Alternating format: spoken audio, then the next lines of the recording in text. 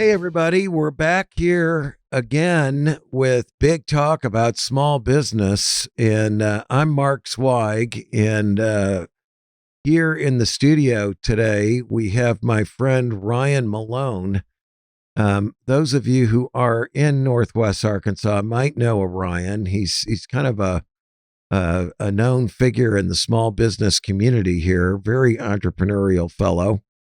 Those of you outside of Northwest Arkansas will hopefully get to learn a little bit more about him. But Ryan's had a number of business ventures. He's got several currently, and he's always looking for new opportunities. So, Ryan, how are you doing today, bud? I'm good. I'm excited about this. First podcast that I have ever shot. So, really, a learning experience for me. It's going to be fun. That's surprising, knowing you. I can't believe more people wouldn't want you on their podcasts. Usually I turn them down, but hey, we're honored. Okay, we're honored to have you here today. So why don't you tell these people a little bit about yourself? I think you've got a really cool story and your education and how you got started in this business and basically what you thought you were going to do when you were a kid. Absolutely nothing of what I'm currently doing. My life path growing up was more go to school for 4 years, then, go into a program. Law at the time was what held my interest the most. I thought I was going to be a lawyer. You like reading contracts and stuff? That's what I thought. It seemed to be a stable career. I didn't know too many broke lawyers, so be able to live comfortably.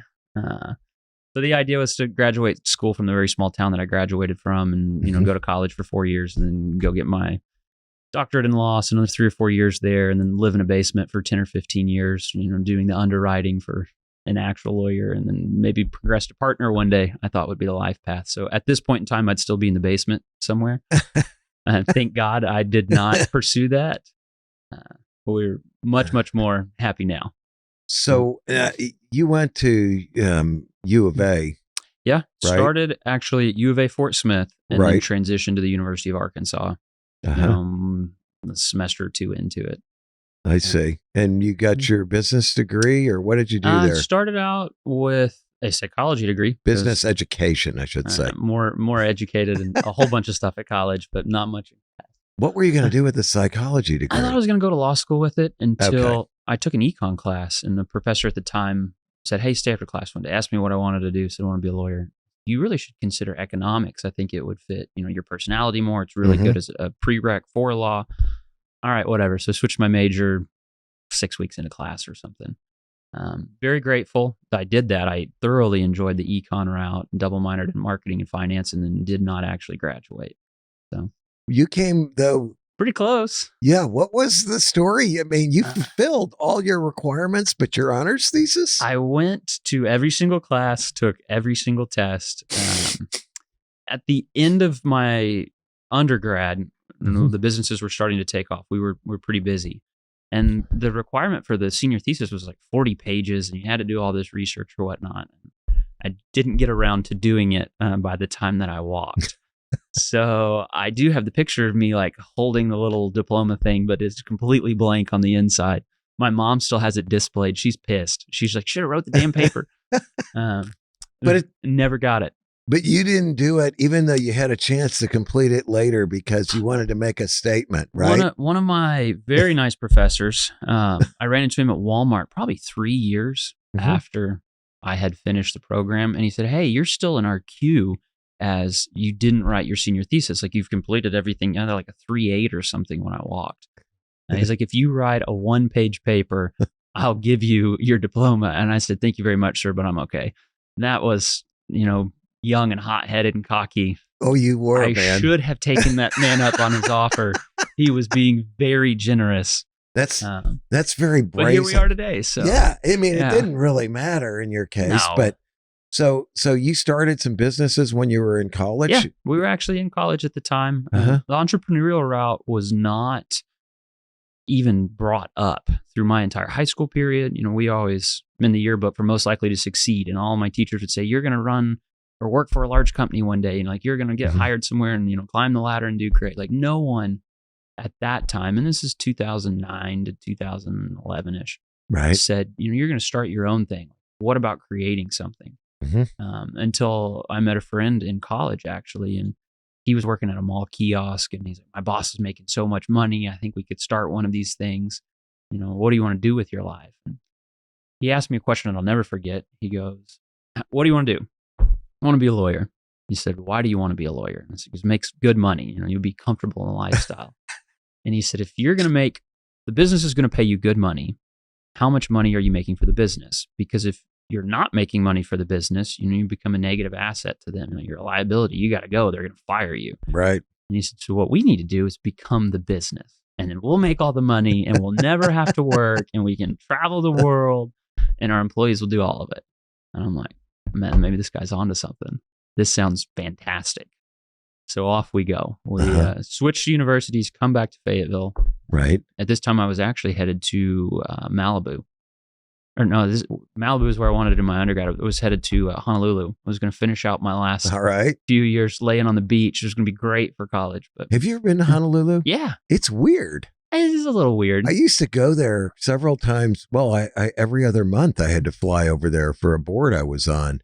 And I always felt like I was half in Japan and half in the United States. I really liked the food. It's a strange feeling. But at that point in my life, at like 19 to 21, I was dead set on just laying on a beach and, surfing every day and drinking everything I could find. So it sounded like a good plan. It is nice. Yeah.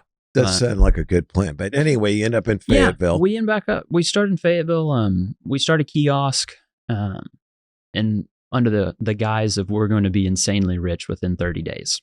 With a kiosk. And we're not going to work at all because our employees are going to do it. And we're like, we've found the fountain of youth and the secret to life. So and win-win. What were you selling? Hair extensions or what? My first kiosk was actually body jewelry. Okay. So Lord help my poor mother. She's like, you're doing what? Like we were talking about a law degree and now we're selling belly button rings. There's been a very quick change of plan here. I'm like, don't worry, Mom. It'll be okay. You're not the first guy that's told me. I mean, I teach entrepreneurship there at Walton College, been there for 19 years. And that is a problem that we have in some cases with some very entrepreneurial students is their parents don't support it. They're like, we're not sending you to get a 4-year degree so you can go, clean porta potties or whatever the business is. They think that, they should go to work in corporate America and have a quote, secure job, unquote. And this is also coming it's very common to hear this, though. My mom came from the generation of, the baby boomers. Yeah. And so if you did not have a college degree, you weren't even interviewed for a position. And so in her eyes, a college degree was the only way to have any sort of stable life. And obviously she wanted what's best for her son. So sure. I get it. But there's different ways and different paths. So they scared the living daylights out of her. Do you have siblings? I have a younger brother. Yeah. What's he doing? He went to school for undergrad of 4 years and then went and got his doctorate in psychology. And so he's actually a practicing psychologist or psychiatrist. I always get the psychologist. Yeah. MDs are the psychiatrists, but you can, He's doing that and loves it. He is trying to start an online version of this, but there's a lot of legality and red tape within that practice. So sure. His idea is to do, some form of telehealth within that industry to make it a little bit more privatized. So you were the oldest though. And normally in birth order, they tend to be the ones who are the most risk averse. That didn't happen to you though. No, we jumped right off the cliff and then figured out where the parachute was later. There's a lot to be said starting early though. Yeah. I had nothing to lose. Exactly. My buddy and I moved into a duplex that was like $600 a month. And we were splitting it. So I had $300 a month of liabilities. Keep that overhead low, buddy. Yeah, I was living on Chef Boyardee and ramen noodles. Like life was great. So if it didn't work out, like I was out $700 maybe a month as far as my liabilities I needed to live. That's funny. So the body jewelry, what happened? It didn't. We went down the river, we floated along a little bit, kept our head above water, but one thing led to another. And by the time we both were done, I think we had 8 kiosks in total between the two of us. Were they all at Northwest Arkansas Mall? All at Northwest Arkansas Mall. Wow. It was interesting. We did a lot of different ones. We learned a lot on different products. We've sent money off to China trying to save a little bit and didn't get any product back. And what are you going to do? Like fly to China and find that guy? No. There's a different sense of ethics in doing business. Well, and I think we had, I'm a sucker wrote on our forehead at 19 years old trying to start a business. So that might have been part of it too. So 8 kiosks, what all products were you selling? Between the two of us, we had body jewelry. We did what's the Dead Sea stuff, hair straighteners. We also had Pillow Pals or something. Yeah, and there's this little product that it was the worst out of all of them. You like clicked it, and I'm forgetting what the name was. It was like a little heating pad that was gel, and then you could put it in the microwave, and it would go back to like a liquidy solution, and you could snap something on the inside. Body Comfort, that's what it was. Body Comfort. And oh my gosh, it was not a good product. No, we learned a ton though, just being in the trenches. And Northwest Arkansas Mall, I mean, honestly, it's felt like it's been on its deathbed for years. It's just slow erosion. Most malls, I think, are for elderly people who walk every day. Oh, the mall is really busy at 8 in the morning when they open the doors until 10 when actually the stores open up from all your mall walkers. Yeah, and they never spend $1, but we tried. And then it's basically a free babysitter service. After school would get let out, I mean, kids would just show up. And, they might spend $10 or something a day. But I thought the best thing that happened out there was the ride on stuffed animals. That seemed like it really... full-blown adults on them. I've ridden them before with my kids. And they seem to do very well. Like passing by people I know, waving at them on Can you imagine on a llama, running that kiosk an electric llama? The end of the mall or the end of the day? You're like, where are all these things? Like you have to walk the entire mall and push them back. And that's hysterical. I'm sure putting up at the end of the day on that kiosk is fun. So you had those 8 kiosks, and do you don't have any of those now, no, do you? Thank God. Okay. I think both of us would never, if we lost all of it, I don't think either one of us would ever go back to do that business again. So how many years did you do that? 1 year, in and out. We learned how bad and jumped out. Did you make any money on it?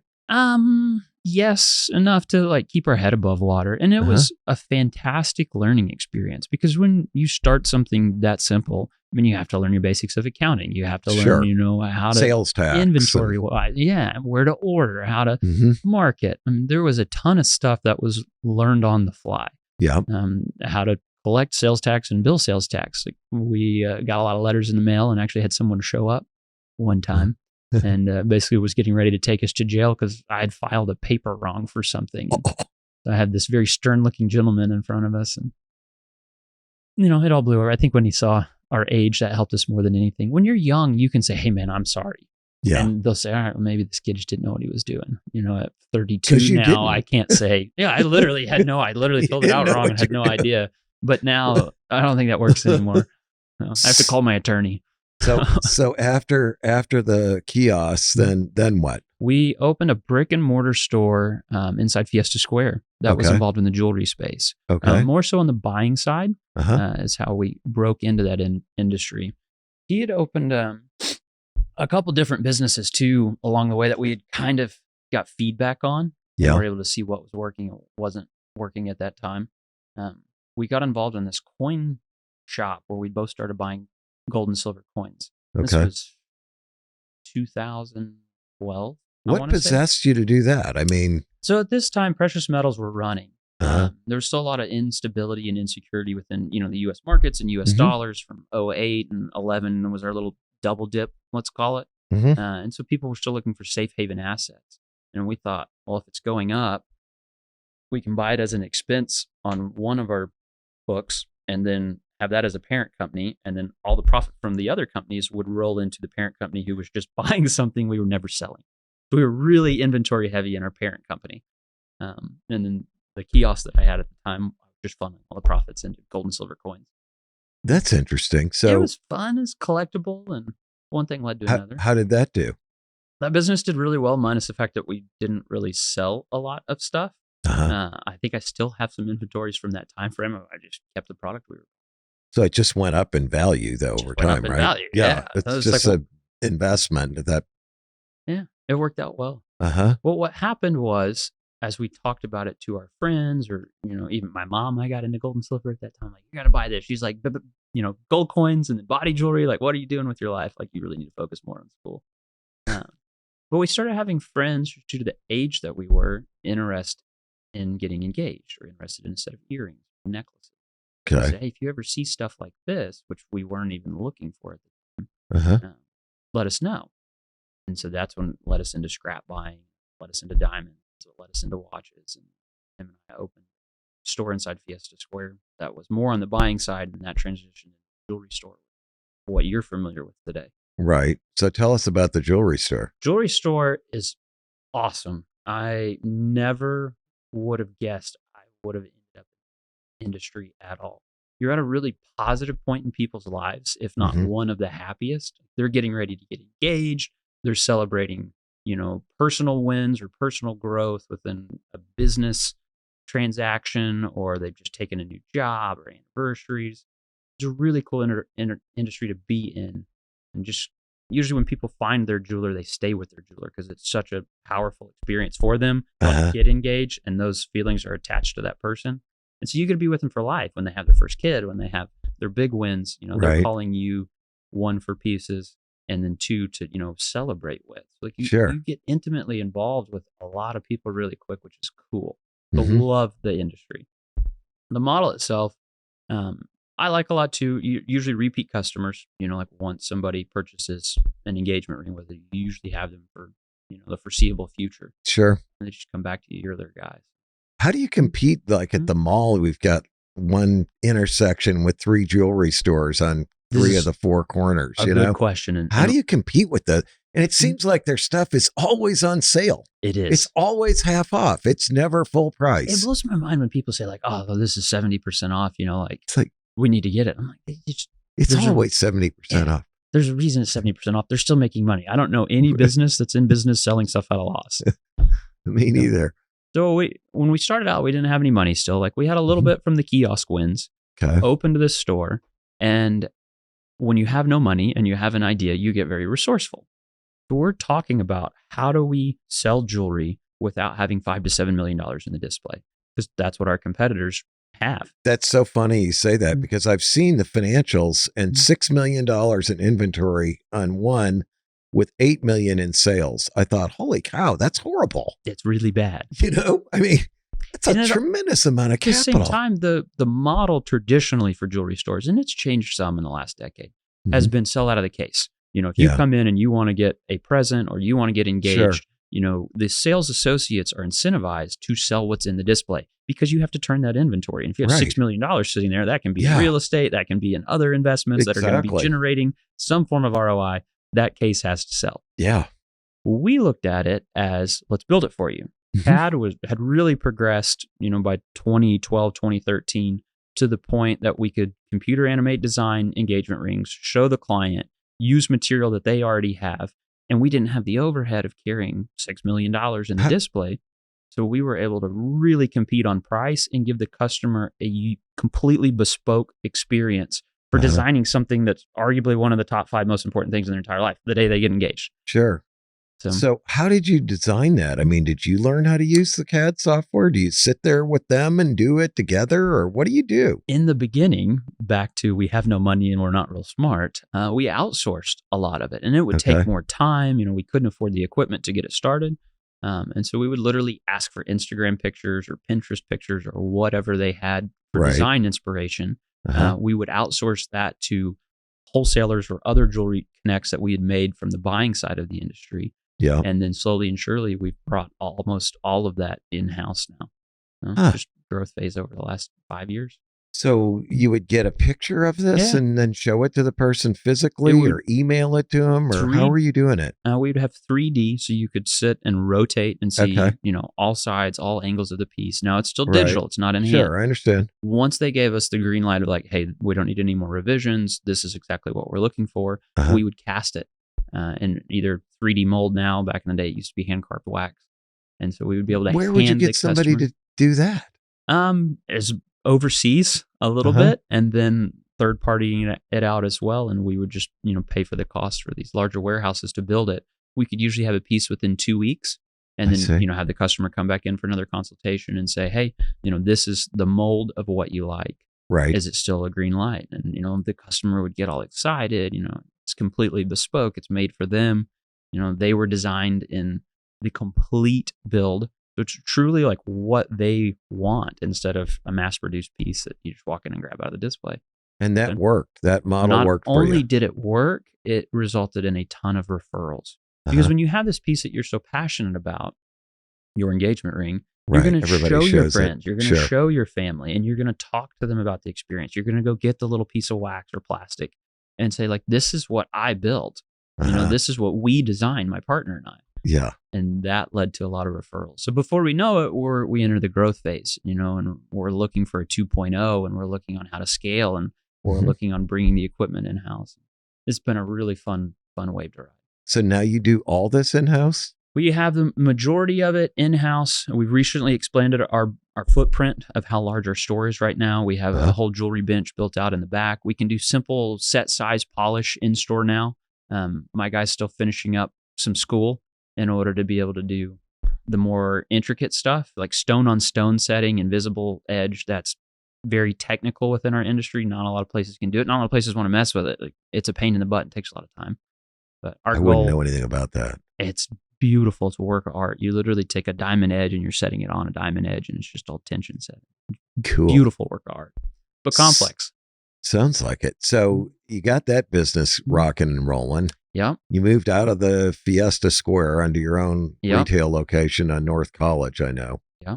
And then you also have the gold and silver exchange, we right? do, which is... It's a totally separate entity. What does that do exactly? So the gold and silver side is really interesting because all of the materials that we need in order to produce any form of jewelry, we can get by buying the gold coins and silver coins. There's also a very large demand right now with macroeconomic events and the whole banking instability. Sure. And, everybody's buying gold. Everybody's buying gold right now. Yeah. Like, in times of, instability or insecurity, people revert back to what they know is comfortable or safe. Sure. And for the last 2,000 years, that's been gold. Whether that's institutional buyers being countries or whether that's individuals just saying, man, I don't know what's going to go on, but I can want stuff something the money physical. in my mattress, or I can buy gold, right? Exactly. So that business in the last 60 days has gone parabolic. We have a lot of first-time customers, a lot of new faces, a lot of people that just don't know, and neither do we. But the idea is to pull together and, Is that a retail business? It is a retail business. We will buy. Where is that located? We actually have it next door to the jewelry store, in all honesty, because a lot of the stuff, when it comes back in the door, we're able to turn into shot and melt down and use it to fix jewelry repair, resolder rings, size rings, and whatnot. Sure. So it's the same material, just in a completely different form. It's not a shiny engagement ring. It's, a solid gold coin. So you melt coins down? We can, if need be. So coins, some are pure, and the pure gold is what we can then either dilute down into, 22, 18, 14 or whatnot. But it's worth more as a material than it is as a coin in some cases. To a certain extent, yes. The material value of it will always be attached to a spot price. Right. Where it goes up and down. Sure. Exactly. And you can turn that material into an engagement ring and charge a premium for that material. I see. And so same use, different premiums. We would love to sell engagement rings, all day long, every single day, but that's not feasible. Right. There's going to be buyers for the material in the raw just as much as there's buyers for material in the ring form. Interesting.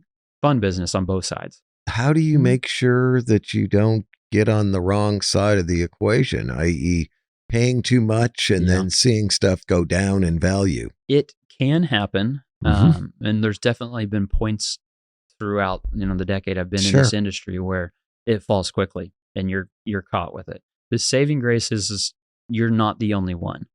Every metal dealer in the United States, if gold swings, $50, $75, $100, their cost basis is the same. And as long as you can move the product within a timely manner, you're all usually okay because the big boys aren't taking a loss. The small guys aren't taking a loss. It's just, make sure that inventory comes as fast as it's going. So now you had a partner originally. Yep. What's the story now with these two We were ventures? partners almost for 10 years, if not at 10 years, within the jewelry division. Great guy, super smart. He's started a different business in the apparel industry and also just had his second child and kind of reached a point where he was very, very happy at spending, a little bit more time with his family. I think, if anything, he's found ultimate happiness, and I'm still trying to kind of look and build. I wanted to take Evermore a little bit larger and, assume the larger footprint that we had talked about recently. And, he didn't necessarily feel that same way. So we were able to, chop the stores up amicably and still talk to him from time to time. Like, still a good relationship there. And I think he's the happiest guy that I know. And we're trying to turn Evermore into a powerhouse. So it's a win-win. So you had to buy him out, I assume, to get this deal done. Yeah. And luckily that was a very amicable experience on my part. We've watched some friends, dissect businesses, and sure, it gets ugly quick. Oh yeah. Fortunately, in this instance, both of us had a strong relationship, and we both felt pretty confident in, what he wanted and what I wanted, and we agreed that the division was best. So it went very smoothly. I'd actually bought him out of a different business earlier, the scooter franchise. We had started. That's another one we need to talk about. Yeah. And he was in that for about a year and then wanted to divest that into some real estate. And, that was a very amicable transition as well. So how did you determine the valuation? That was difficult because we didn't bring in third parties on either one. Like, we both just sat down and kind of hammered it out. And, fortunately for the relationship, it wasn't, lawyers and, sure, a bunch of cuss words. And a lot of disputes when that stuff's not documented early on. I mean, it's obviously a big problem with a lot of companies. Buy-sell agreements, in place if one of us wanted an exit, but we honestly didn't lean on them too much. I think there was just respect, fortunately, for, our relationship, that it didn't get ugly and it didn't get too sticky. So I got very lucky on that, having heard stories from my other friends. Yeah. It can get ugly quick.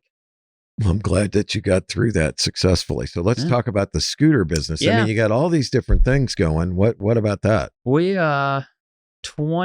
How'd you get into that one? Back at the University of Arkansas, starting kiosks and whatnot. The university was taking away auto parking at this time and adding scooter parking. Their target was more enrollment, more students on campus. We need more mobility. We have to get them to be able to get to class on time and move around quicker. Sure. What can we do?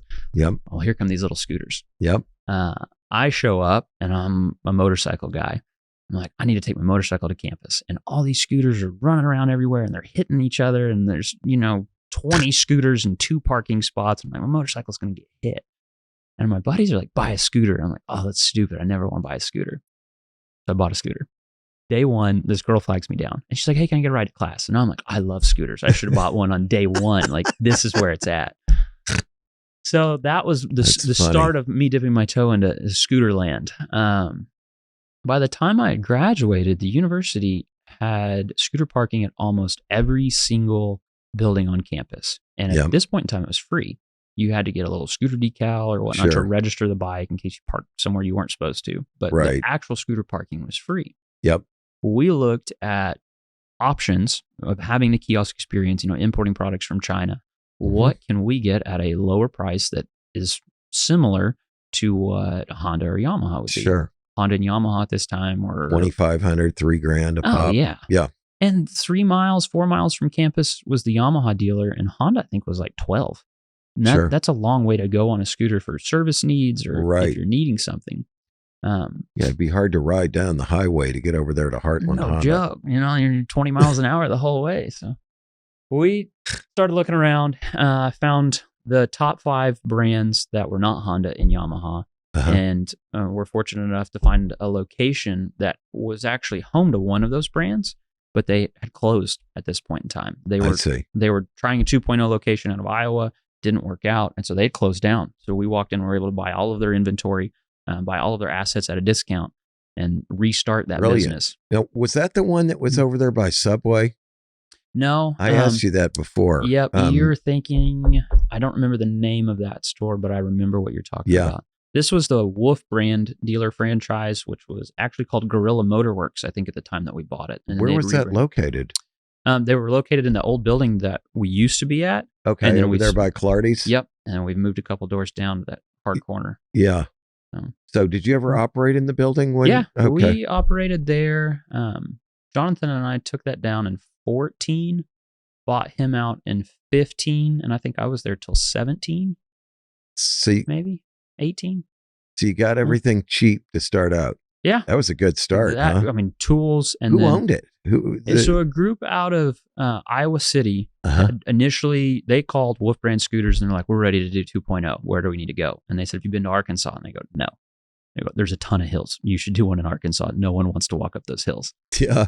So they come down to Arkansas. It's like 8.5 hours. And they're like, perfect. Everyone here needs a scooter. Uh-huh. But it was 8.5 hours away. They were trying to micromanage, the tar out of it. Sure. Hired a guy to handle it. And then just, things didn't work out necessarily for them. And they were at the point in their lives, two of them had just got married. One of them had, a kid on the way or already had a kid. And they wanted to be home more. And these 8.5 hour trips to Arkansas that they were taking turns on every week just wasn't worth what they were getting out of it. Fortunate that you got that deal. So you got that from the Wolf representative, dealer rep? Is that it? Well, we targeted Wolf Brand Scooters at this point in time was like number one on college campuses. Okay. And so that was the group that we had looked for. And Sim, I think, was another one at that time, and Genuine Scooters. Yep. And so those three. Genuine had those 2 strokes. Oh, and they ripped up the hills. They were faster. Plenty of power. I always liked those. Students loved them. We sold a ton of those bikes, and they were a good bike to put a kid on because they didn't have any issues. The 2 strokes have no maintenance. You're not doing valve adjustments. Exactly.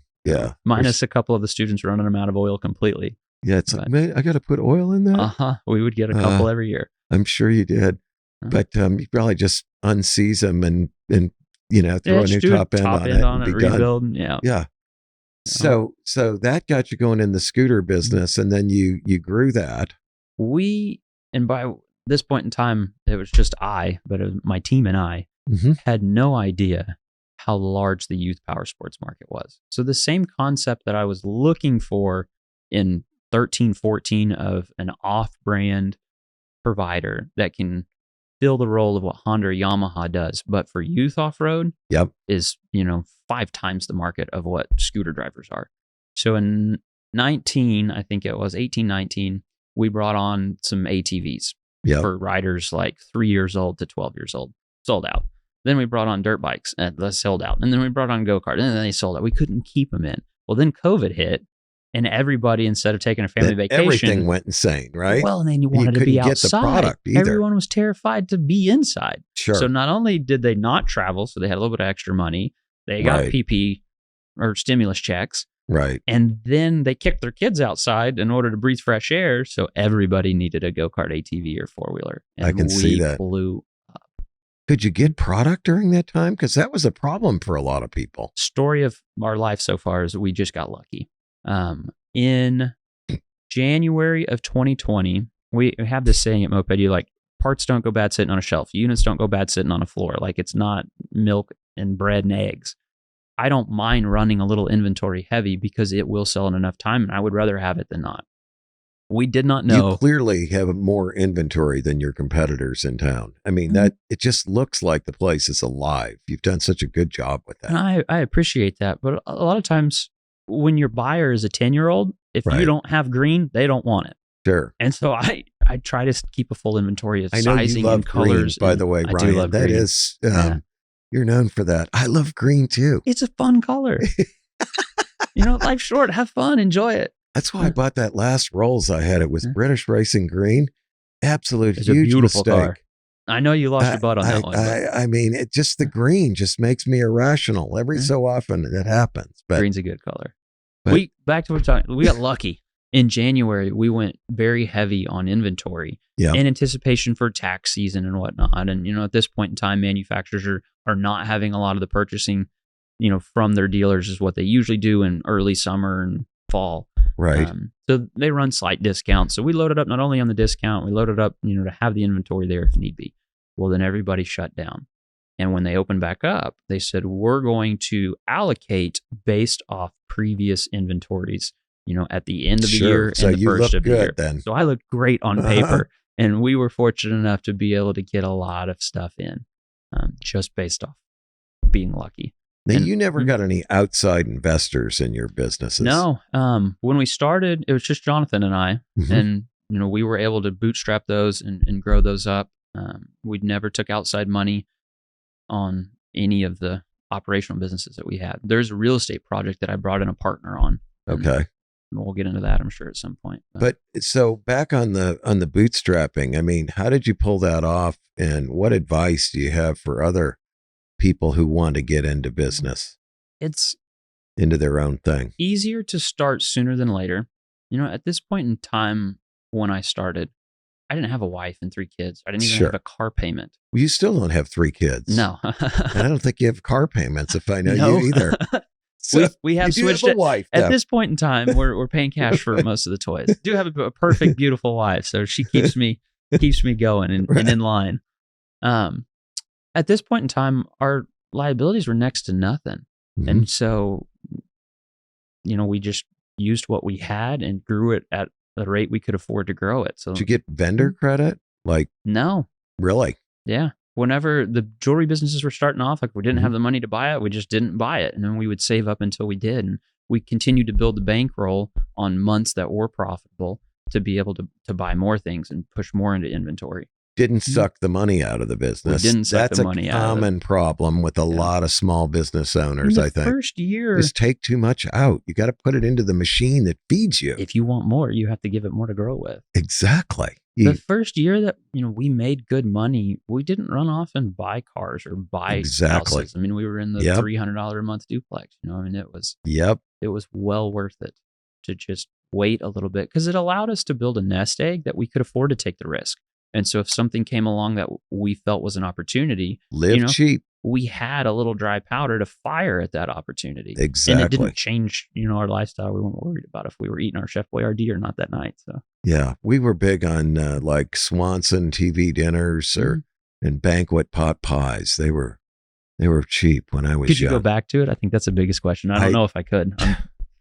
I don't know either. That's the hard part. Yeah. Why I tell people to start sooner than later. Down. It's very hard to slow down. Having sold businesses and made a lot of money, and now I don't. Now I'm on kind of a fixed income. Man, it's hard to stop spending. Yeah. But so anyway, got that business going. Now you got 3 things going. Yep. How do you manage all that? Just run around with my head cut off. No, you don't seem like you're stressed out or at all, from what I can see. 2 things. One, the job of an entrepreneur is not to be the smartest guy in the room at all. Right. It's to recognize who is and to put those people around you. So the teams that we have in place, I think, are phenomenal. And we definitely fire quicker than what we hire. If we're going to spend time around people, and this is the whole team. If any part of the team doesn't like them, we don't bring them on. You have to be in this space day in, day out with these people. You need to like them. Sure. And they need to do their job well. And the second part is letting those people do their actual job. If you get in and micromanage them or, oh, hey, no, I want to do it this way. Or, hey, that person's never going to be able to grow into a role and make it their own. Like they're trying to grow and build for themselves just as much as you are. And you and I are going to look at every picture a little differently, but doesn't mean it's still not, a beautiful picture or we get to the same end goal. We just may take a different route. Yeah, so many small business owners practice what I call single person management, i.e. every single decision goes to them. And of course, then they become a bottleneck, or if they ever get sick or they lose interest or they're doing something else, things stop. Yeah. Yeah, it kills the value of the business and kills the growth. Create a business and then let it do its thing. Yeah. And you leave. That's the idea. You still can't leave completely. Not completely. Yeah. There's, at least that's my experience. I can spin a lot of plates at once, but you still got to have some involvement in it, I think. And you do that. We're in stores most days in direct point of contact. If anybody needs anything, but I stand behind them. And there's times too, there's been wrong decisions made. You still have to stand behind them, and educate after the fact. You have to build the people around you up because if you're tearing them down, 1, they're not going to stay, and 2, they're not going to do anything. It's so critical. I don't understand why small business owners don't get that idea. We've been very fortunate to find a good team. Yeah. Well, you're the reason why, though. Yeah. I mean, if they like you and they trust you and you're an ethical guy and you treat people well and you create opportunities for them, then you can find good people, And then they stay too. I mean, you build together. The idea is as you grow, you take those people with you. Sure. And we see a lot of times in other roles and other companies, we like to learn from your peers all the time. Oh, yeah. I love interviewing anybody who works for a competitor. You can you can take these and replace it for a role that does less. You can save so many dollars by hiring someone for $2 less. Like, I just don't see that mentality in small business working. Now, if you're replacing that role for $2 less and you're 500 people, okay, maybe then. But small business, no, you're there with them. Yeah, you're right. So now you got these 3 businesses. You also got into real estate. What was your foray into real estate all about? Real estate, everyone says that's the end game, and 1,000% I agree. Interest rates now terrify me, but me too, brother. It doesn't. In my experience, which is what all your decisions are based off of, I've not saw interest rates this high. Like, if you're 35, maybe even 40 or less, and they've shown you an interest rate that's like higher than 3, you're like, whoa, bro, what are we doing right now? 4% maybe if your DTI is high or income's not quite there. Now we're looking at 8.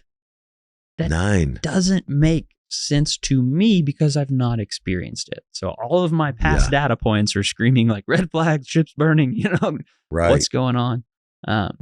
Foray into real estate, successful real estate, started with self-storage facilities. I've only played soccer once my entire life. I think it was actually Omar that you had on not too long ago. Yeah. Invited me to like Gully Park or something to play soccer. Never played soccer in my entire life. We show up and we meet this kid. You weren't a Catholic schoolboy then? No. Yeah. I played some soccer. And although I wasn't Catholic either. But we grew up in the middle of nowhere, farming country too. So like soccer wasn't a thing. Big you there. had football, baseball, basketball. That was it. Sure. So we show up to play soccer. It was a fun time. And this younger kid that was also there just started in commercial real estate.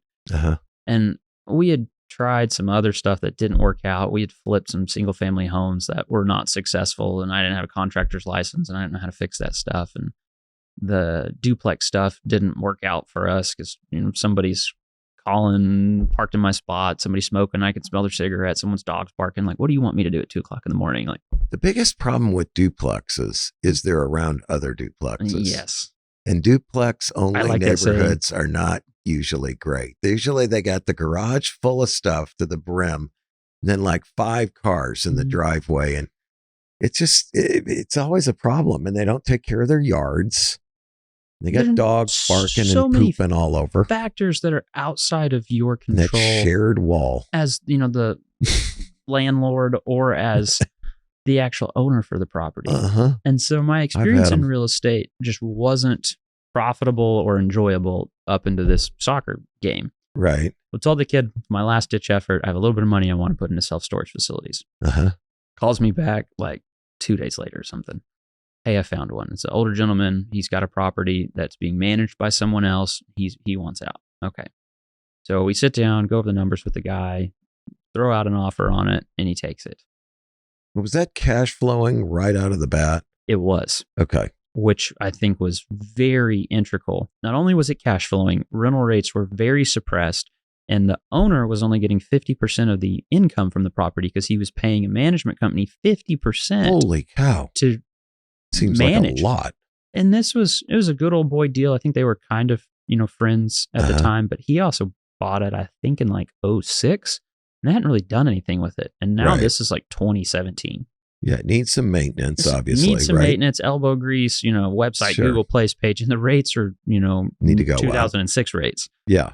So there was a lot of opportunity on the bone, and since he was only getting half the income, like he took in my opinion, below market offer on this property because it was wash his hands of it, and he takes his win and leaves. Sure. Well, that facility ends up turning into 3 facilities. Referred out to another friend that had owned one, and then he ended up having another one that he let go relatively shortly. Right. And so I ended up with 3 facilities relatively quickly. How are you managing those? So there was a lady that was managing it before. I still talk to her to this day. She's 75, cancer survivor, and she works like 3-4 hours a day. And she handled all 3 of them? She handled every single one of those doors. And very cool. At 77 or 75, she's the sweetest lady in the entire world. And in all honesty, and I even told her this, when I bought the place, my goal was to let her go. They weren't being ran right. We were very delinquent high. Like our delinquency rate was like 40% or something at the time that I bought it. It was really high. And in self-storage, you're usually running 15%. Don't you want to just automatically debit people's accounts? That's how ours work. In We don't send checks or anything. more They just rural debit. areas, it's harder. Okay. A lot of these people don't have bank accounts, and a lot of these people, cash in, cash out, off the books sort of thing. Right. But back to firing Claudia, like my goal is to just let her go immediately. And I went in the day after I bought it, and we sit down and talk with her. And the more I talk, like she knows all of it. Like she knows everybody. She has a personal relationship with every single tenant and can tell me what every single tenant's going on. And so we came to an agreement. And I said, Claudia, you can be good cop. I'll be bad cop. If somebody doesn't pay, you call me. I owe the bank a lot of money, more money than I've ever owed anyone in my entire life right now. I need to be paid. So I will call them personally. And that worked. We're playing that game with my wife and myself where I'm the bad cop and I'm usually was the good cop and let her be the bad cop. But now we've switched roles. It makes it more fun. You can change it up later in life. Yeah, exactly. So. These people don't pay their rent. I'm like, give me their phone number and I'll find out why. I'll collect. Yeah. Okay. And this is my first dabble in self-storage. Like I didn't know how the business worked. I didn't know what to expect. Sure. I'd watched some YouTube videos on it and here we are. I was always scared of people leaving some kind of hazardous waste in 55-gallon drums and these things. That's what I heard as horror stories. It's like, oh my God, it's like PCB laden oil and there's 16 and what 55-gallon drums. What the heck did we do with that? We got lucky and didn't have anything horribly. Another story we'll get back to. I did have 18 police officers show up at the Rogers one. We were the largest distributor of meth in Northwest Arkansas at one point in time. Oh, nice. Yeah. That's a completely different story. So Claudia and I got off on the right foot once we sat down and had a conversation. And the people that were delinquent, one, just needed a reminder, and two, just needed a little bit of help or a little bit of time. And over the next 6 months, we caught most of them up of just making them prioritize it, communicating through what their issues were, and then at the same point, raising rates. And why we did this. You expanded Claudia's role to 2 other units that she didn't have, right? Yep. We so you made better use of her. Yep. And we even bought another facility a year later and then pushed that off on Claudia too. She didn't even go to the facility. We had it so automated. She had a diagram. And at 75 years old, she did fantastic. That's awesome. We would give her the information that she needed and then she would work with that. Didn't even visit the facility and she ran it. Wow. And so raise the rates, raised rates all the way through, make them better, clean them up, get them marketed. Yeah. Improves the value dramatically because it's all based on the income it generates, right? Yep. The commercial appraisal. And at the same time, just got lucky again. The space got hot. By 2020, 2021, the major players are getting invested. Sure. The small guys follow, the family offices follow that. We built ground up, bought a grass field in Rogers. Did a full-scale development. This is the one that I brought a partner in on. We'll forever be grateful for, his investment into it. I mean, he was a mentor and helped. I couldn't have done the deal without him. That was a big project, wasn't it? Yeah, our build on that was 400-something doors. We were like 4.2 million on the build. But that's a lot. That one did not cash flow out the gate. So that was a continued learning lesson. We get done with it and we're like, okay, we're ready to go. And then the first month we owe like $25,000 and we make like 300. I'm like, this cannot get filled fast enough. Yeah. That's scary when you're in that. It's like, write a check. I've been there, every month. You don't know until you experience it. Yeah. All of your decisions are based off past experiences. And I had not had that past experience yet. So my decision on, the first 6 months was like, oh, is this a good one? Was this a bad one? It was nerve wracking, but turned out to be a fantastic deal. It was a great facility. We got very lucky there and onboarded another manager who'd been in self-storage. I think she'd been in self-storage like 30 years or 40 years. And she held my hand through that whole entire deal. She'd been a part of startups. She'd been a part of new builds and walked me through what to expect and what would be next. And did she live on site? Was there no? We had a facility there to live on site, but she didn't want to. She didn't want to be that close to it. I don't blame her. I mean, 2:00 in the morning, they're going to be banging on your door. Sure, but exactly. She was I also get in there and get my jack stands. I'm working on my Chevy. Yeah, exactly. And, I know. I got some back in there somewhere. The model itself in self-storage, I absolutely loved, and I would get back into that space. The number one driver for it is home sales, and as those started to deteriorate, we looked at an exit. Now have liquidated. We had over 1,000 doors, and I've sold every one of them. Wow. That's a lot of doors, man. I'd do it again in a heartbeat. I miss them. Really? I mean, you could do absolutely nothing every month and it's just mailbox money. Well, So other than it's the new one. Best. Yeah. Yeah. So, but you got rid of all that. Got rid of all of So them. now what comes next? I have no idea. Yeah. I'm looking for it. I think. Do you only do things? Is your plan to only do things where you're the sole owner, or do you I would consider doing other kinds of investments in small businesses or what? I have been very blessed in having positive partnerships. Mm-hmm. You know, the partnership on the real estate deal, I looked up to him very much. Mm-hmm. And then the partnership on the operational side of stuff, I still look up to that guy as well. You know, I think what we created, we couldn't have done without each other. Yep. But at the same time, we learned a ton from it. We were such different people. And so that's usually what works out best in my experience is when you are quite different. We're too much the same. Very you'll be different treading people. in each other's territory all the time. Yeah. I would do partnerships again. I would be slow to get into one just because of the horror stories that I have heard, but I don't knock them or think, oh no, you have to do this all independently. Yeah. You know, I would almost welcome older partnerships because that became more of a mentor role. Like he didn't do anything at all. And we might have had, 10 meetings in total about, the investment and the facility and what it was doing. But he was just so educational from his vantage point. Like he saw so much more than me. He's lived through a lot of these ups and downs, and the decisions that he would make came from a lot of experience. So I miss those. Yeah, sure. There's something to be said for having a lot of experience. There's no question about it. No, you can't learn it real quick. But all the young guys don't always appreciate us old farts. As you get older, I think you do. The whole write one-page paper and I'll give your thing. I'm like, no, I'm fine. Like now, as you get a little older, you're like, sorry for being an ass, but. No. So even with the 3 businesses, you're out of the real estate. Any particular industries that interest you? Feel whatever's next will have some form of operational role attached to it, just with where current market is on the real estate side. I would love to end back up in real estate, but at the current valuations and interest rates, I'm not finding anything that makes sense at all. 1 to 2 years. Everyone keeps telling me it's coming, but I'm ready. Listen, these loan renewals, I mean, it's going to be a problem when they go from 3 to 8 or 9% overnight. Yeah. How are they going to qualify for these things? My bank banks keeps are going to have a problem. Bank says, you're not wrong. You're early. Like, wait. Yeah, exactly. And older people I look towards and respect their opinions, the same thing. They're like, it's coming. It just takes time. All the properties I've made the most on were all acquired from banks. I mean, Ryan's ready. Or a short sale. Buy some stuff, banks. I'm ready to go. Yeah, you and I think came to the same conclusion. We were in a different position with our real estate because I never had storage units, but I had houses, apartments, condos, and commercial.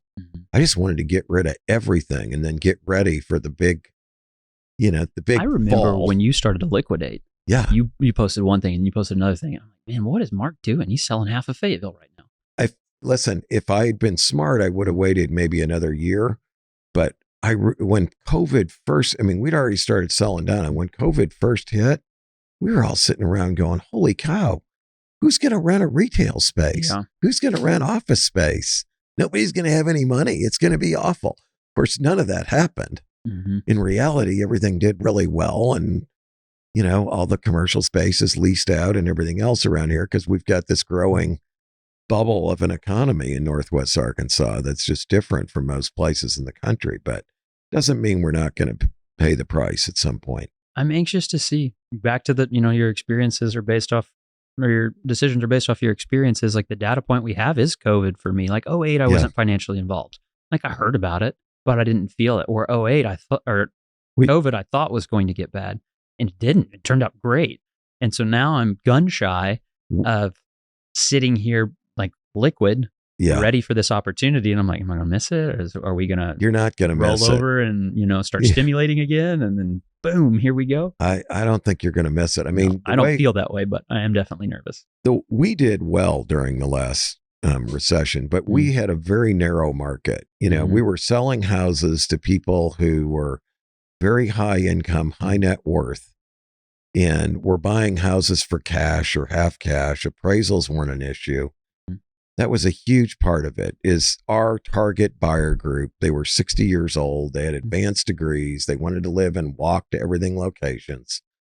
And that was the most insulated market there was. And then on top of that, we started buying their suburban houses. We take them on trade. So we took trade-ins. We had 1 year, it was like 70% of the transactions we did, we took a trade-in. How long would it take you to liquidate a trade?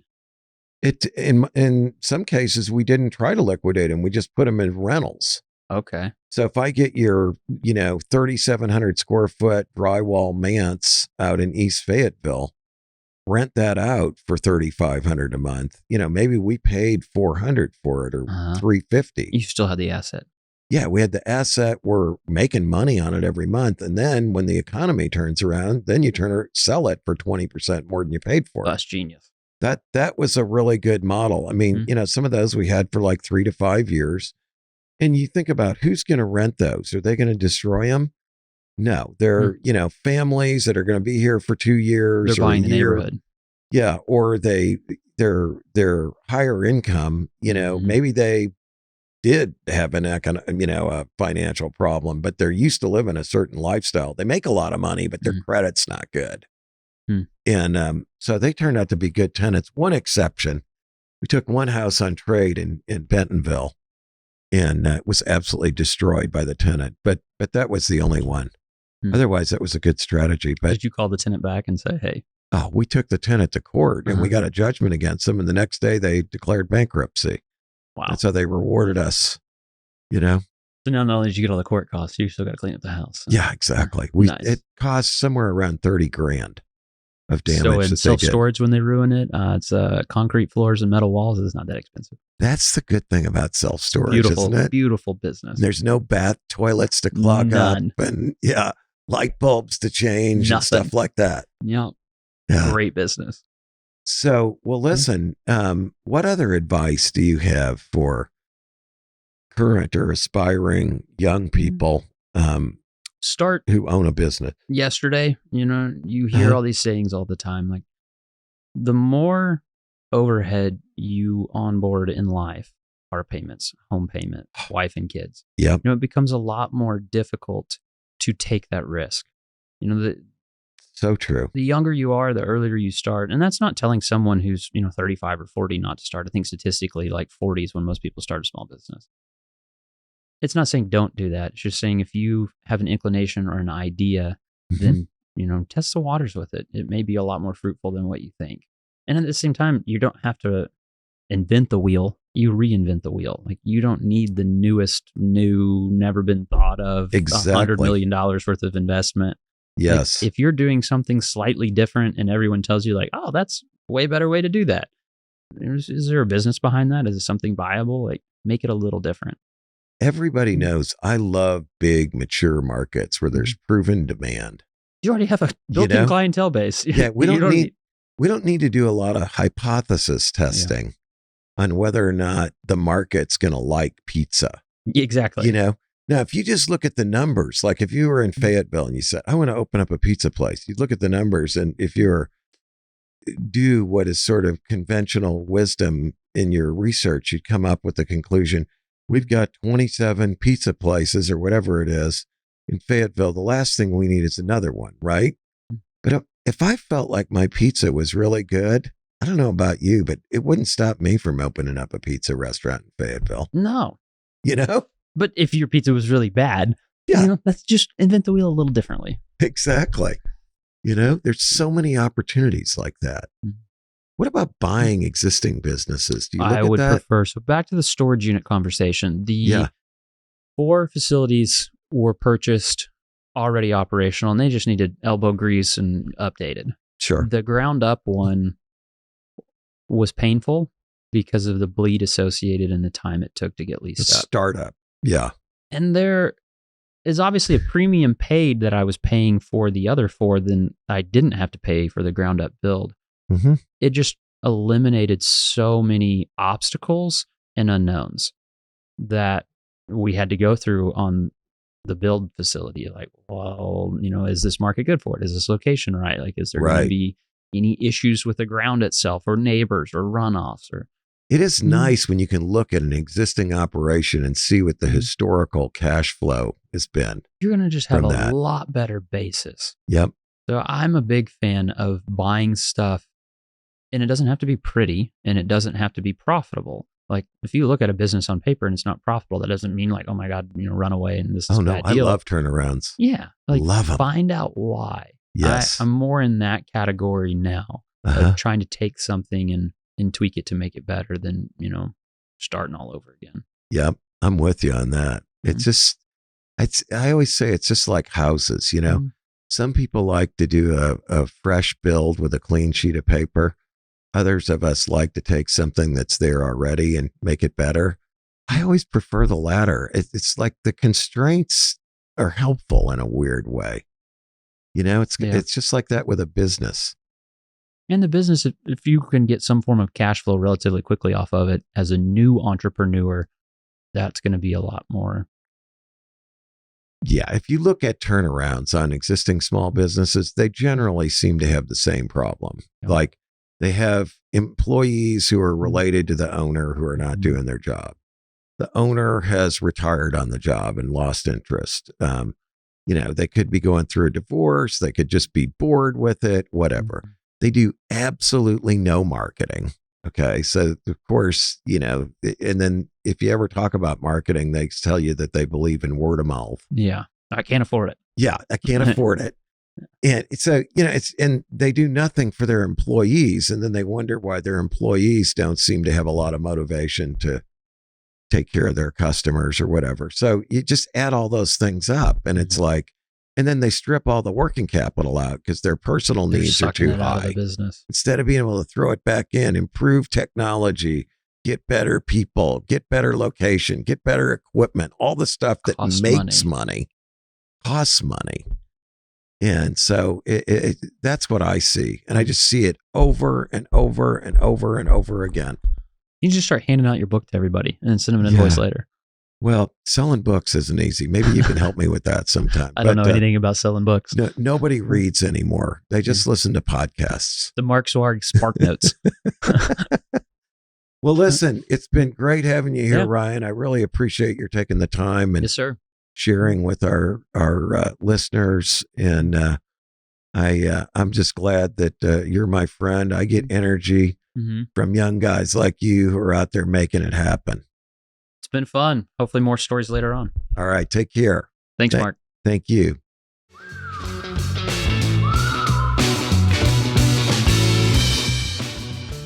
Thanks for tuning into this episode of Big Talk About Small Business. If you have any questions or ideas for upcoming shows, be sure to head over to our website, www.bigtalkaboutsmallbusiness.com, and click on the Ask the Host button for the chance to have your questions answered on the show. Stay connected with us on LinkedIn at Big Talk About Small Business. And be sure to head over to our website to read articles, browse episodes, and ask questions about upcoming shows.